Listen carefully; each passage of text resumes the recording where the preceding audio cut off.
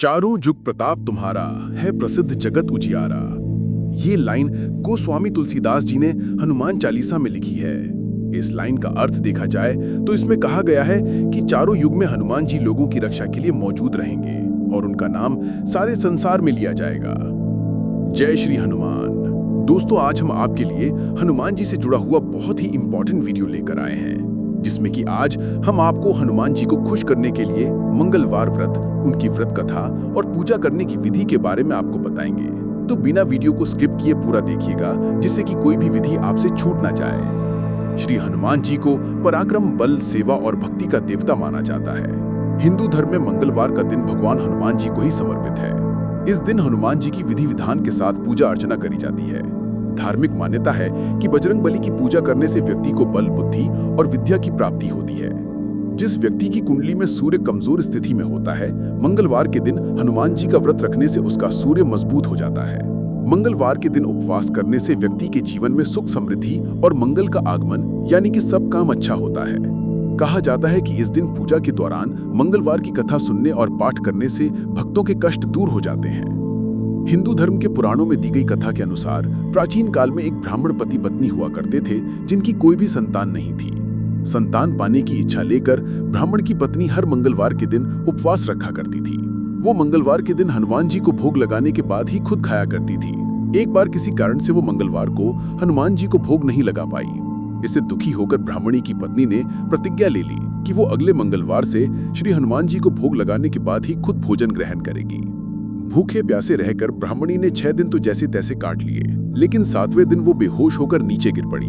तभी उनकी भक्ति से खुश होकर वहां पर हनुमान जी प्रकट हुए और ब्राह्मणी को आशीर्वाद के रूप में पुत्र रत्न दिया। उन्होंने अपने बेटे का नाम मंगल रखा। जब ब्राह्मण को इस बात की जानकारी हुई तो उसने अपने बेटे को अपना बेटा मानने से इनकार कर दिया और उसको मारने का मन बना लिया।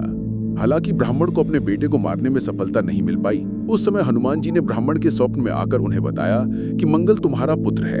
ब्राह्मण ने हनुमान जी से माफी मांगी। तब से मंगलवार के दिन ये व्रत करने का विधान है। मान्यता है कि इस व्रत को करने से संतान की प्राप्ति होती है, साथ ही भक्तों को सभी दुखों से छुटकारा भी मिल जाता है। ज्योतिष शास्त्रों के अनुसार श्री हनुमान जी का व्रत करने से कुंडली में मौजूद सभी ग्रह शांत हो जाते हैं और भगवान हनुमान जी की विशेष कृपा प्राप्त होती है।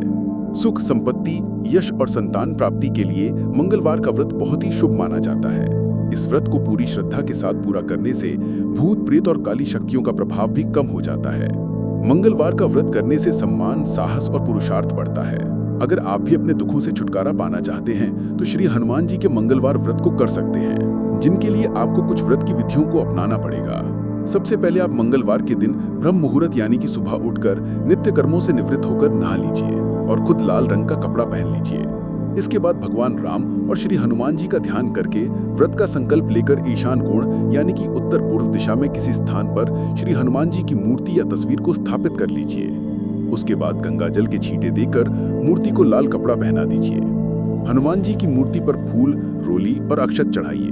चमेली के तेल का दीपक जलाकर तेल की कुछ बूंदें मूर्ति पर भी डाल दीजिए। इसके बाद श्री हनुमान जी को फूल अर्पित करके हाथ में अक्षत और फूल लेकर उनकी कथा सुनिए।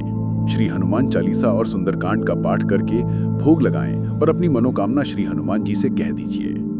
आखिरी में आरती अर्चना करिए और व्रत के दौरान उपवास रखिए। शाम में आरती करने के बाद ही भोजन ग्रहण करिएगा। व्रत में सात्विक भोजन ही करें। इसके बाद हनुमान जी को भोग लगाकर सभी को प्रसाद को बांट दीजिए।